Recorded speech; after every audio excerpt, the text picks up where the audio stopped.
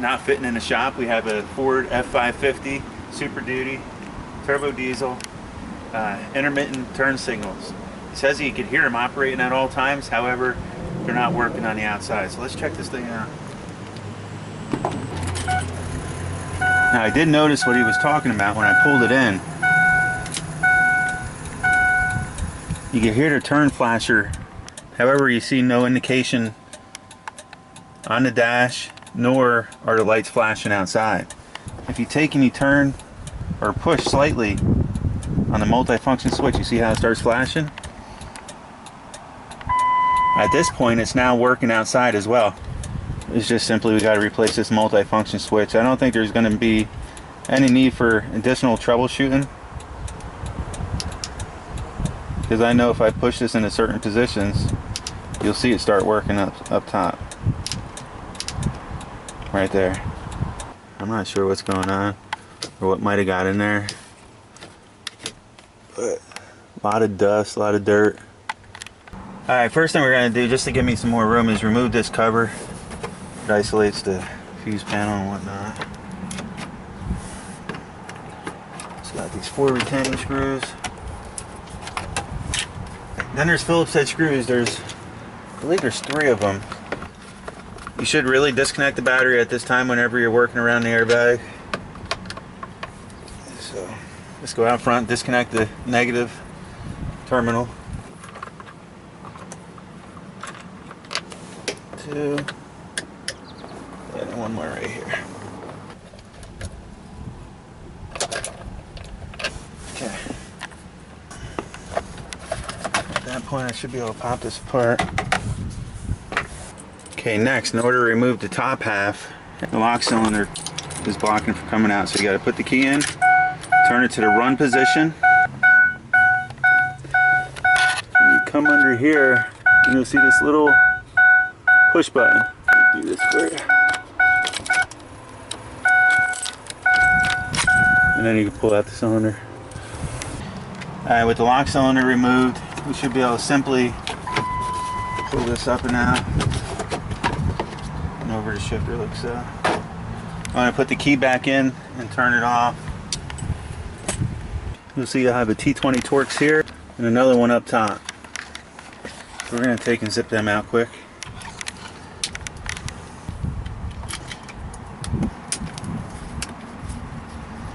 Real easy one, guys.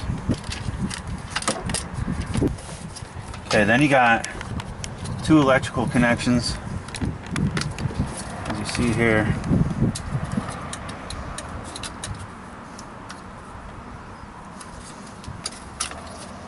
One.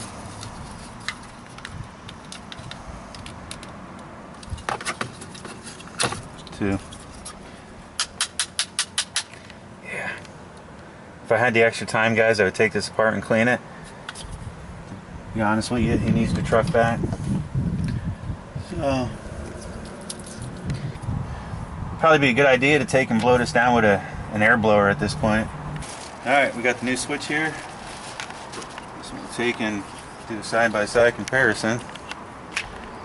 And it appears we got the right one. Just want to look at the pins, make sure it wasn't a terminal problem, which we know it isn't. It's something inside the contacts in here. Alright, so let's plug it in. Just like so.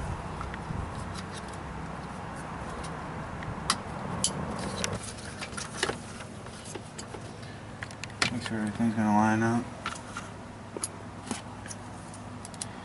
T20.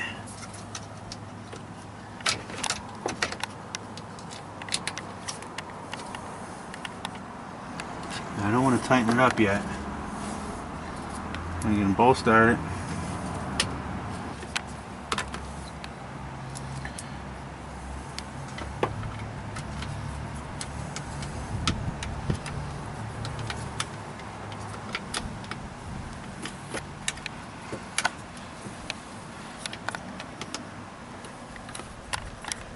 Alright, now I'll tighten them right down. It's a little bit over snug.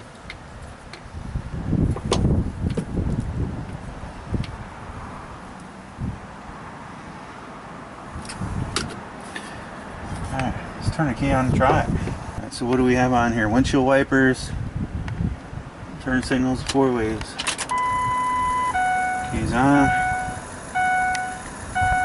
Wait for that dinger to stop.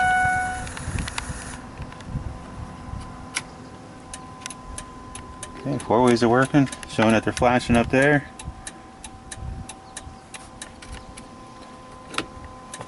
Turn signal, flashing up top.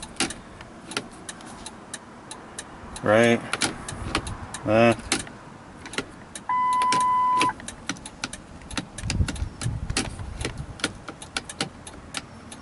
Feels good. Just want to make sure they're working in the front. Yep. Right. Yep. Yes. Right. Yes. 4 ways. Yep. Alright, before we put the cover on, let's check everything else. Wipers.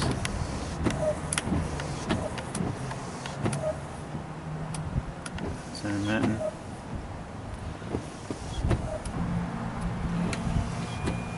Oh, good. How about that? Headlights are on. High beams, high beams.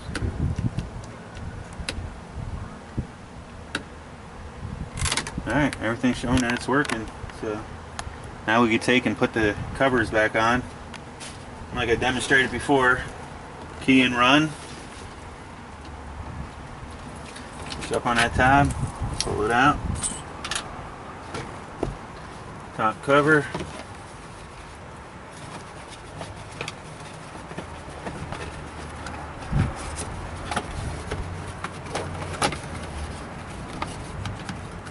Back in place. Reinstall the switch.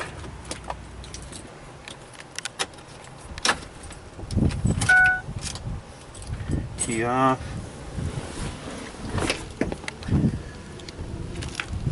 Lower cover. Line it up with the snaps.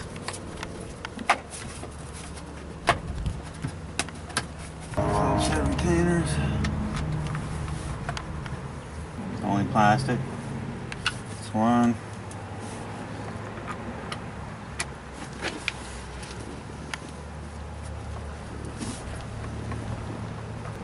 Okay, and then 3. You'll see that there's a hole. There's this one hole right here. That's to pull that lock cylinder out. That's to gain access without pulling this bottom cover off. We don't want to put it in that hole, otherwise our screw is going to go straight through. So you want this front one. Okay, that feels good. Take a peek. Looks good. Cover back on.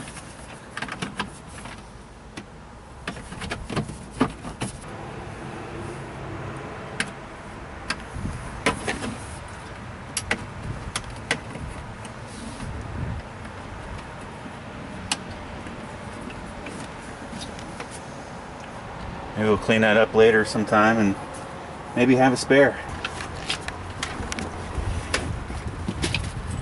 One more check.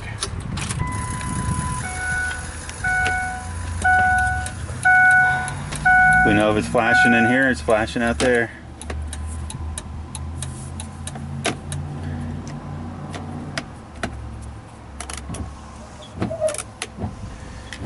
Yeah, I think we're golden.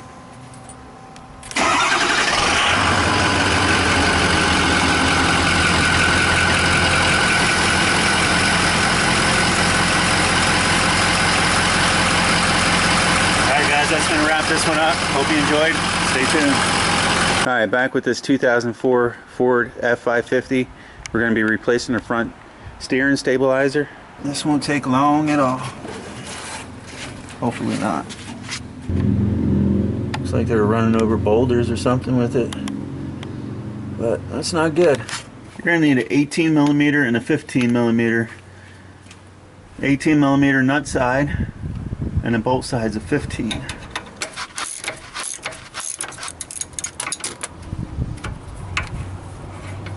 I got it all the way off, but I'm just going to start it on with a thread or two so it doesn't fall on my face. Actually, it shouldn't.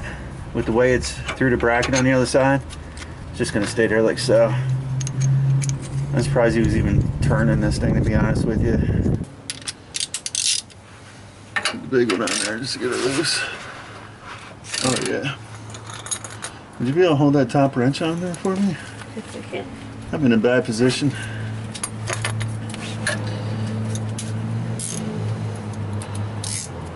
Alright, she going just like that. Good? Yep. Try to turn yours real quick. Oh, be careful.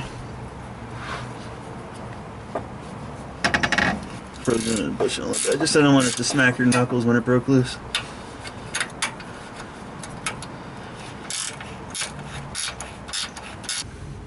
Can you give me a little hammer, please? Yep. And a punch.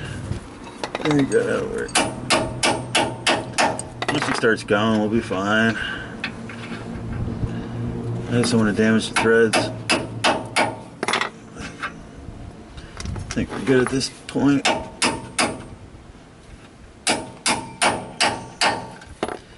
Alrighty. Let me see what you got for a punch. You're getting it. There it goes. With the weasel.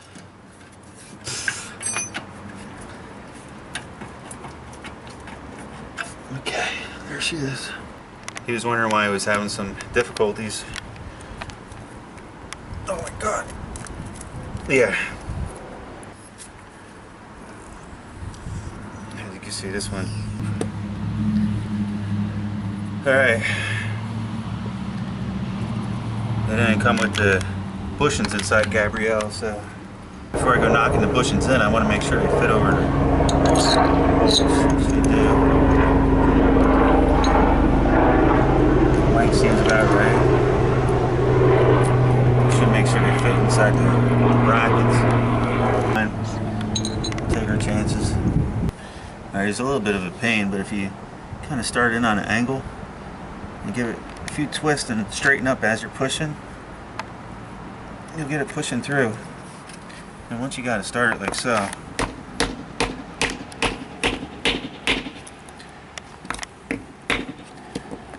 just knock it through until it's about even. It looks good. And sometimes they go easy, sometimes they don't.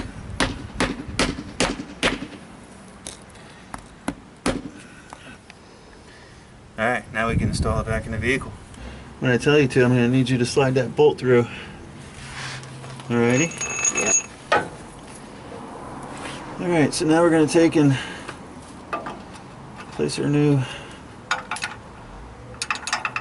stabilizer in there. That should be good. Might have to move it around a little bit for you to... Aha, perfect. Good job. Get that started like so. Turn this one like so. Right here? Yeah. Can you hold that on there for me? If you don't mind. Sure thing. You gotta make sure it's going in the right direction. Let me feel it for a minute. And you got it right. I flipped it. Nice. I gotta slide out from right there a little bit.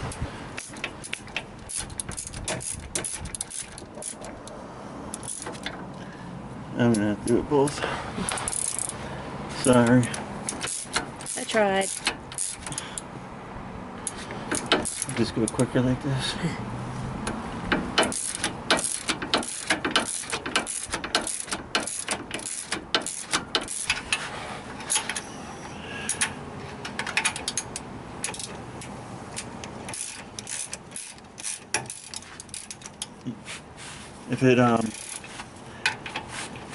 If it feels like it's gonna hit your knuckles or something, I'll let go.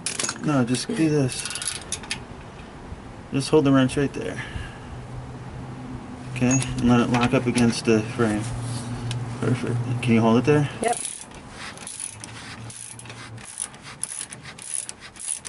But once you start getting tight, I'm gonna have you pull it away from the frame. That'll be it. Alright, let me feel it for a minute. It's tight. Now you hold it out there. Because if you go and tighten it up all the way in the position we had it, it'll be very hard to get out. So, you got that? Yep.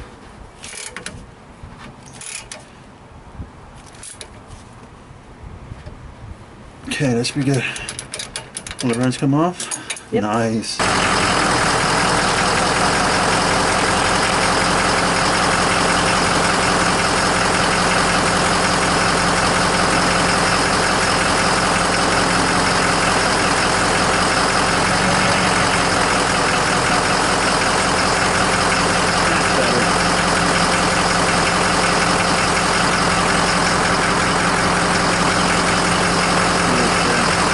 Tight turn while you're sitting still. It's not the best thing for the tires either. Alright, turn it the other way.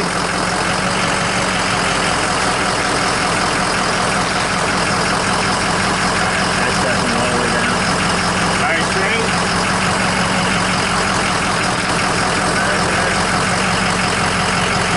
straight. Alright guys, it looks like we got it. Plenty of range of motion. You can see how it's just doing a bend there. I can't even turn it.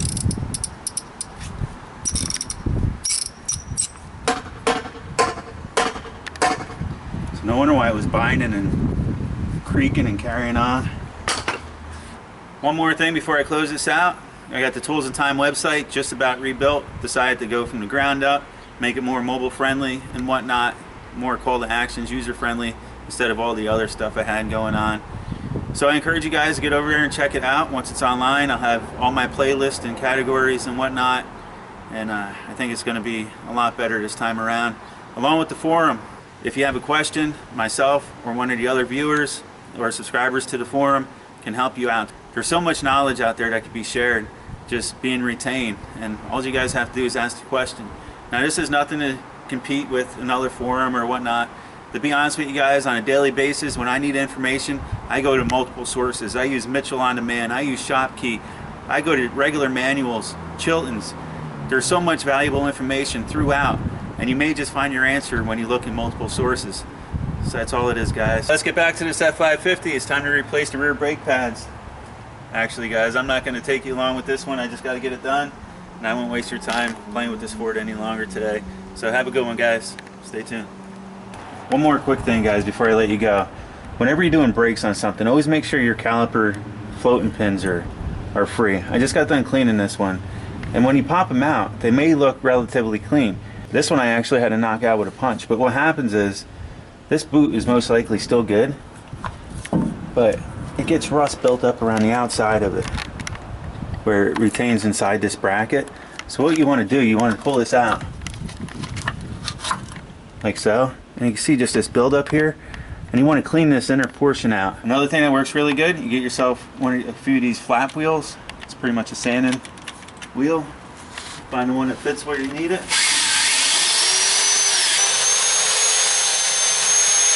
I got this one installed just like the other. A little bit of grease on there, make sure it's compatible with the rubber. Ah, yeah. There you go, guys. That's what you want. Alright, thanks for watching.